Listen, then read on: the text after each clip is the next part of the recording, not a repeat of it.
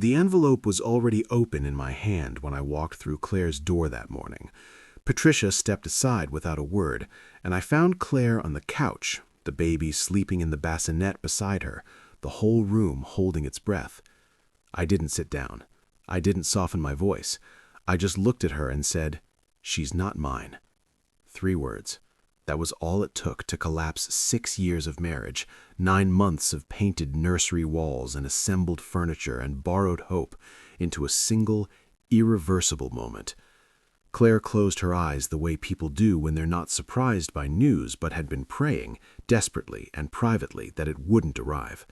Her mother made a sound she tried to swallow, and I stood there, completely still, feeling something I hadn't expected. Not rage, not grief, not the satisfaction of being proven right, just a vast, hollow silence where a future used to be. I had built something real, or believed I had, and the belief had been the most expensive thing I'd ever owned. My name is Ryan Carter, and I spent the better part of a decade building what I believed was an unshakable life. I worked as a marine pipeline engineer, the kind of job that takes you away from home for weeks at a stretch, then hands you back to the shore for a brief, grateful exhale before the ocean swallows you again. My wife, Claire, and I had been married for 6 years when everything I thought I understood about our life together began to come apart at the seams. Springfield was our town, one of those quiet Texas communities where neighbors still wave from driveways and the smell of barbecue drifts over cedar fences on summer evenings. Claire had her routines while I was away, her yoga class, her book club, her evenings with friends I barely knew. I told myself she was well cared for in my absence. I sent money home faithfully, called every night, and believed that the foundation we'd poured together was solid enough to hold us through the distance. When Claire told me she was expecting our first child, I felt something shift inside me that I can only describe as the click of a final puzzle piece settling into place. We had talked about starting a family for years, always finding reasons to wait just one more season. Now the waiting was over, and the future had a shape I could finally see.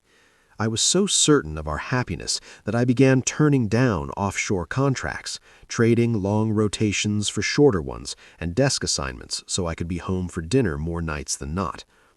The months that followed were filled with the particular sweetness of anticipation. We repainted the spare room in a soft sage green, hung shelves, debated names over takeout containers spread across the kitchen table. I assembled furniture with the kind of careful attention I rarely gave anything else, treating each screw and wooden dowel like it mattered more than any pipeline weld I'd ever overseen. Claire seemed content in those months, softer somehow, and I mistook that softness for happiness. By the time we checked in to Mercy General Medical Center, I was convinced I was stepping into the best chapter of my life. I stood at Claire's bedside while the monitors beeped, our mothers hovering nearby, trading comments about names and nursery colors. When the nurse brought in the clipboard for the birth certificate, the moment felt like the closing line of a perfect story. Claire looked up at me from the hospital bed, our daughter, barely an hour old, cradled in her arms, and said, "Go ahead and fill it out, Ryan." Something in her eyes, a flicker she couldn't quite suppress, made me pause, and in that pause, everything changed. I had suspected something for weeks, though I hadn't allowed the suspicion to fully take shape until that moment in the delivery room. It began with small things, the kind of details you file away without examining because examining them would require a courage you're not sure you possess. A name that appeared too often in Claire's conversations, a shift in her schedule that she explained away with reasons that almost made sense, a tightening around her eyes whenever her phone buzzed and I happened to glance in her direction. A coworker of Claire's, named Dana, had come to me quietly, 3 weeks before the due date. She said she hadn't wanted to get involved, but her conscience had gotten the better of her.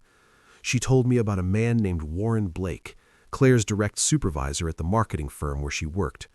According to Dana, the two had been meeting outside of work for at least half a year, and their relationship had been anything but professional. Dana had pieced it together from overheard conversations and the sudden change in Claire's demeanor whenever Warren's name was mentioned in the office. I hadn't confronted Claire. I had gone quiet instead, turning the information over in my mind like a stone I kept expecting to look different each time I examined it. I told myself I would wait for the right moment, that there was still a chance I was wrong, that Dana might have misread the situation entirely. But standing there in the delivery room, with the clipboard in front of me, I realized there would never be a right moment. There was only the truth or the decision to live without it. "I think we should wait," I said, keeping my voice as even as I could manage. "Wait for what?" Claire asked. Her mother, Patricia, looked up sharply from the corner of the room. My own mother, June, went very still. "For a DNA test," I said. "A paternity confirmation before I sign anything official." The room seemed to drop several degrees. Claire's expression moved through confusion, then something that looked too much like fear to be anything else. She said I was being paranoid, that I was ruining the most important moment of our lives with unfounded suspicion. But what followed her denial was more revealing than any accusation I could have made. She wouldn't hold my gaze. Her hands, the ones rocking the baby with such practiced calm a moment before, began to tremble slightly. Her mother's voice rose in outrage, but underneath the outrage was something else, a hesitation that told me Patricia wasn't entirely certain her daughter was innocent either. I ordered a rush test, 72 hours.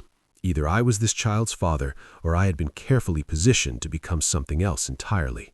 The delivery room never fully recovered from the silence that followed my request.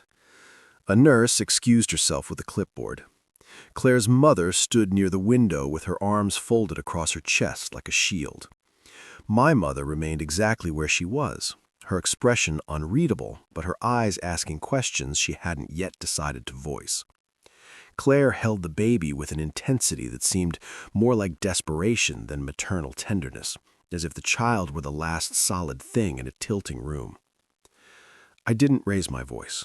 I had made a decision before arriving at the hospital that I would not let anger steer the conversation, because anger can be dismissed, deflected, or used as evidence of instability. What I said next, I said with the quiet certainty of someone who has already done the work of grieving and arrived at the far edge of it.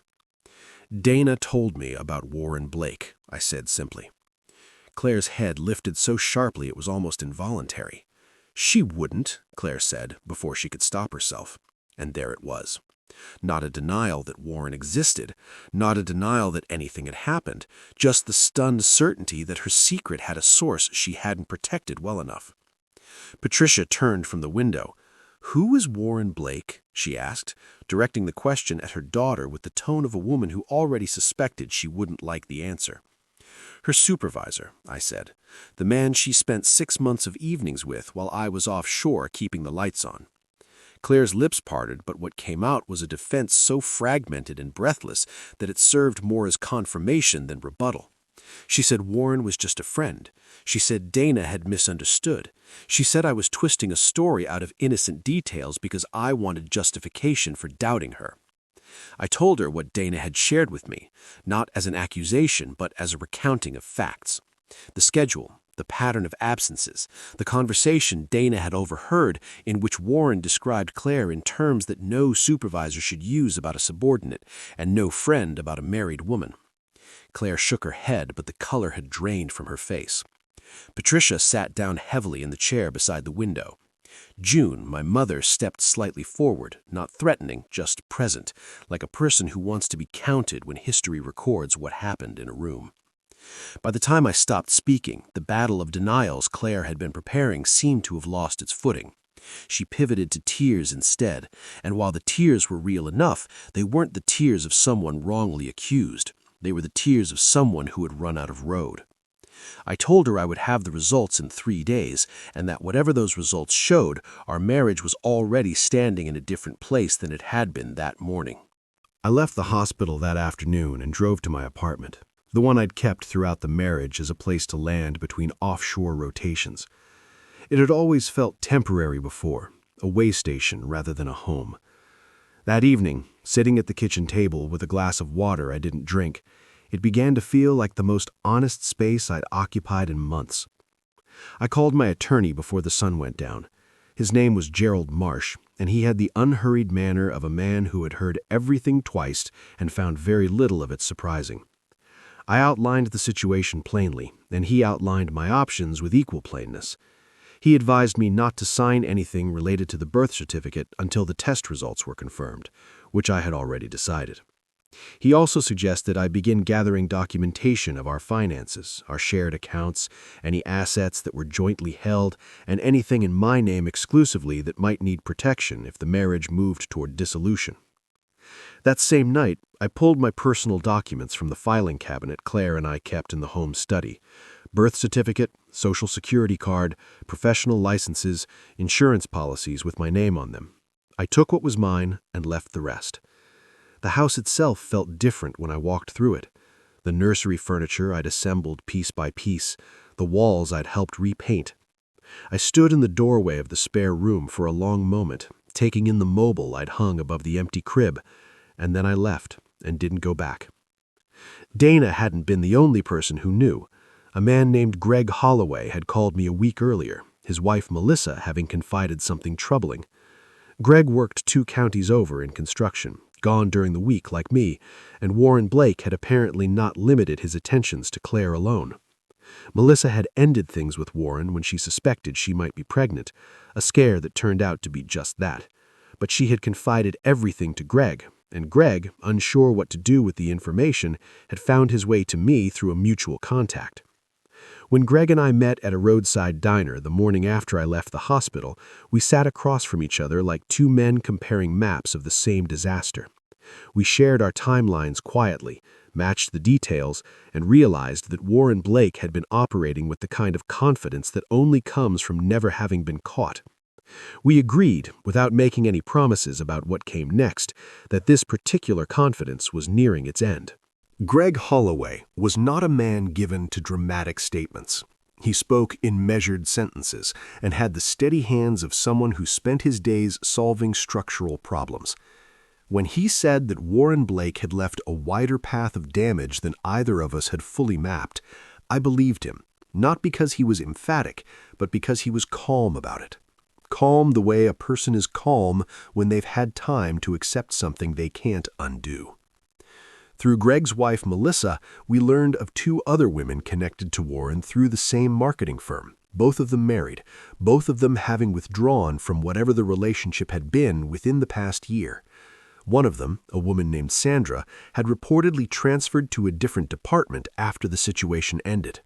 Her husband, a high school coach named Pete, had apparently noticed the change in her but attributed it to work stress. Greg had spoken to Pete briefly, cautiously, without revealing everything. The 4 of us, myself, Greg, and eventually Pete, along with a 4th man named Leon, whose wife had been connected to Warren through a professional conference, met at the same diner on a Thursday morning before the workday started. There was nothing theatrical about the gathering. We sat in a corner booth and spoke quietly over coffee that none of us touched very much. The waitress refilled our cups twice and asked no questions. Pete was visibly struggling. He was a man accustomed to straightforward problems with straightforward solutions, and this was neither. Leon was quieter still, the kind of quiet that comes from having processed something painful alone for a long time before finally speaking it aloud. What emerged from our conversation was not a plan so much as a shared recognition. Warren Blake had built a pattern. He had been careful enough never to cross into anything legally actionable, staying always in the gray area between misconduct and damage, but he had left behind him a collection of fractured households that he appeared to view as trophies rather than casualties. We agreed on a few things. We would tell the other husbands who didn't yet know, carefully and privately, so that each man could make his own informed decisions. We would compile what we knew into a documented account that could be shared with the firm's human resources department and, if needed, with relevant professional licensing bodies. No one in that booth said anything that couldn't have been said in front of a witness, but the air between us carried the understanding that Warren's world was about to become considerably smaller, and none of us were sorry about that. The 3 days between my request for the test and the arrival of the results were the longest I can remember, not because I was consumed by hope or dread, but because I existed in a suspension between two versions of my life and couldn't move in any direction until one of them was confirmed. I went to work, I ate meals I don't remember. I slept in broken stretches and woke before my alarm with the particular exhaustion of someone who has been solving unsolvable equations in their sleep. Claire called twice on the second day. I let both calls go to voicemail. Her messages were subdued compared to the raw emotion of the delivery room. She spoke carefully, as if she had prepared the words, telling me that whatever the results showed, she hoped we could find a way to talk. She said she had things she wanted to explain. I noticed she did not say she wanted to explain why I was wrong. I noticed the absence of that particular phrase the way you notice a missing structural beam in a building, by the way everything else shifts slightly around the gap. Patricia, Claire's mother, sent a text message on the third morning. It said only, "Whatever happens next, please remember she is still the mother of that child, and that child deserves a stable home." I appreciated the message's honesty. It wasn't defending Claire, it was advocating for the baby. I could respect that position, even if I wasn't in a place to be moved by it. My mother, June, came by the apartment on the second evening with a container of soup I didn't ask for, and a silence I needed more than I knew. She sat across from me at the kitchen table and didn't offer opinions or advice or any of the well-meaning pronouncements that well-meaning people tend to offer when the situation is too large for language. She just sat there, and her presence was its own kind of answer to something I hadn't quite managed to ask. On the morning of the third day, the envelope arrived. I sat with it on the kitchen table for nearly 20 minutes before I opened it, not out of hesitation exactly, but out of the recognition that whatever was inside it would determine the shape of everything that came after, and shapes, once established, are very difficult to change. When I finally opened the envelope and read the result, I understood that the chapter I had been living was over. The probability of paternity was 0. The baby was not mine. I drove to the house that morning with the envelope on the passenger seat. Patricia answered the door. Her eyes were red around the edges, the unmistakable mark of someone who had slept very little and cried more than they intended to.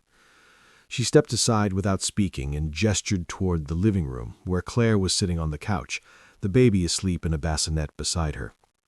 Claire looked up at me with the expression of someone who has spent 3 days rehearsing a conversation and isn't sure any of the rehearsed words will serve her now. I didn't make her wait. I set the envelope on the coffee table and said, "She's not mine." The words were plain and direct, and I made no attempt to soften them because I didn't think softening them would help either of us. Claire closed her eyes. Patricia sat down in the armchair near the window and covered her mouth with her hand. What followed was not the explosion I might have expected months earlier when the anger was still fresh and hot. It was something quieter and in some ways more devastating. Claire said she was sorry. She said she had made choices she couldn't undo and that she had told herself stories about those choices that she now understood were false. She didn't try to justify the length of the affair or explain why she had allowed things to progress the way they had. She just said she was sorry, and I believed that she meant it, which made it both better and worse simultaneously. I told her that my attorney would be in touch and that the divorce papers would be delivered by the end of the week. I told her she could remain in the house until the legal process reached the point where its disposition needed to be decided. I told her that Warren Blake, as the confirmed biological father, would need to be notified, and that the question of his involvement in the child's life was between the two of them and whatever legal framework they chose to arrange. Patricia asked me, her voice careful and quiet, if there was any possibility I would reconsider. I told her I had considered everything very thoroughly over the past 3 days, and that my decision was not made in anger, but in clarity, and that clarity was harder to argue with than anger. I picked up the envelope, put it in my jacket pocket, and walked to the door. Claire said my name once, softly from behind me. I kept walking. Some things you have to keep walking away from, not out of cruelty, but because stopping would cost you more than you have left to spend. The news moved through Springfield the way news always moves in a town that size, not announced, but absorbed. spreading through the particular social osmosis of a community where everyone knows at least 3 people who know everyone else. I didn't spread it deliberately. I didn't have to. The hospital visit, the DNA test, the divorce papers, these things left traces that other people connected without being asked. Warren Blake's situation deteriorated with a speed that surprised even those who had been expecting it. The documentation that the group of us had compiled found its way to the right inboxes at the marketing firm. 2 separate human resources complaints were filed independently, each describing a pattern of predatory behavior that, when viewed in isolation, might have been survivable, but together painted a portrait the company's leadership found impossible to ignore.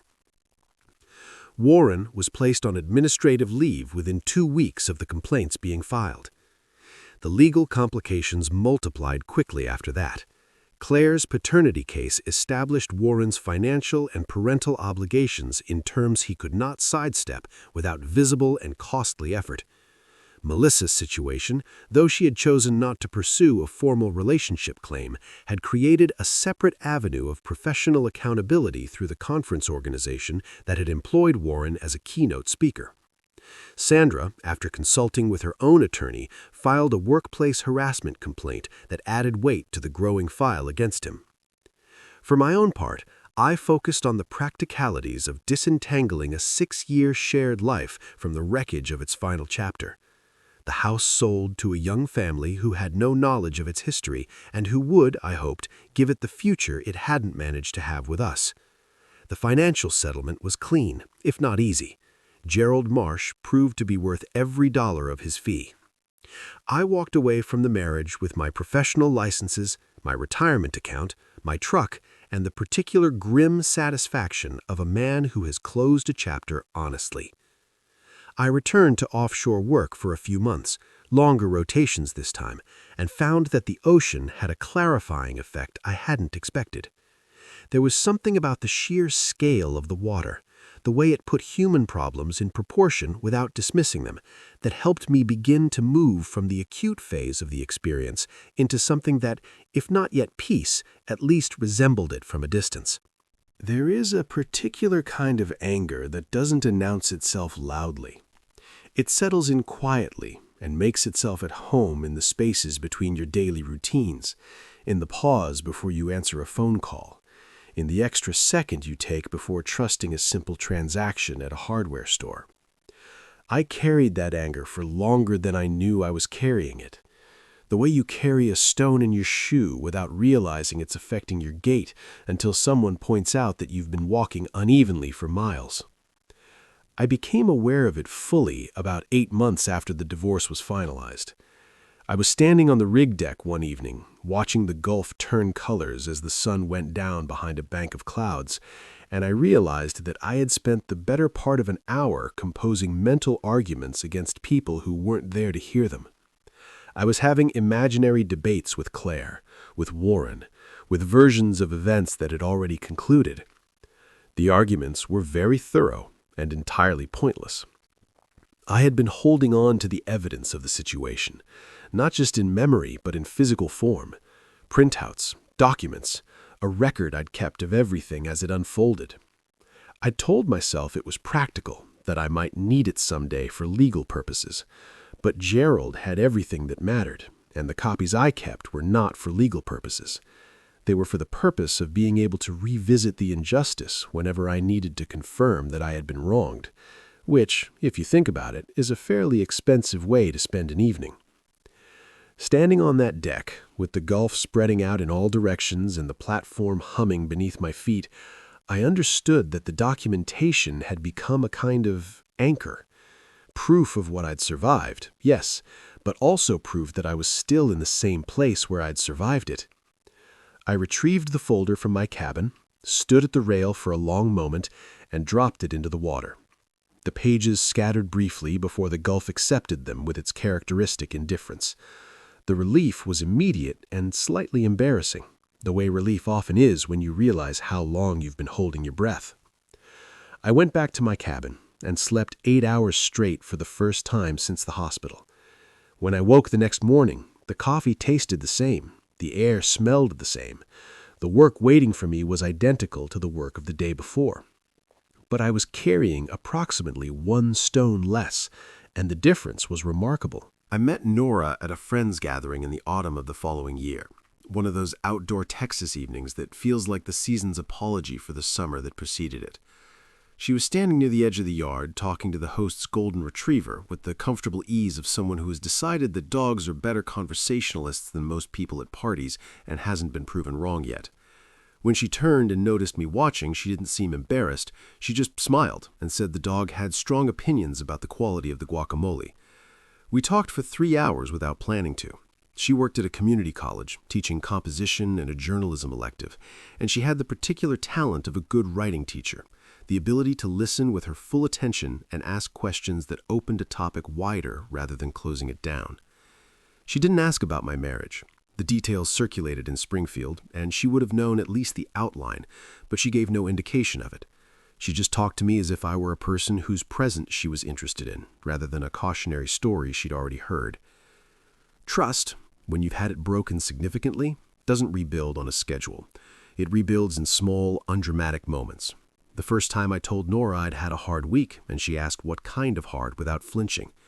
The first time I left my phone on her coffee table and felt no compulsion to monitor it. The first evening I talked about Claire and the baby and Warren, not as a story I needed her to validate, but as a chapter I was genuinely moving past, and she listened without rushing in with a verdict about any of them. She told me once, walking back to her car after a dinner that had stretched past the restaurant's closing time, that she wasn't looking for someone without a complicated past, because she didn't think such people existed past a certain age. She was looking for someone who had made something honest out of whatever complicated thing had happened to them. I told her I was working on it. She said that was the right answer. 3 years on from the delivery room, my life looks nothing like the picture I'd framed. The house is gone, the marriage is gone, the certainty I mistook for permanence is gone. What remains is something I have had to build deliberately, post by post, choice by choice. A quieter life, better hours, Nora's coffee mug next to mine on the shelf, the occasional offshore rotation when I choose it rather than because I have to, and the understanding, still being earned, that healing is not the erasure of what happened, but the gradual discovery that you contain more than it does. The road ahead is not mapped. It doesn't need to be. It just needs to be open. And for the first time and longer than I can measure, it is.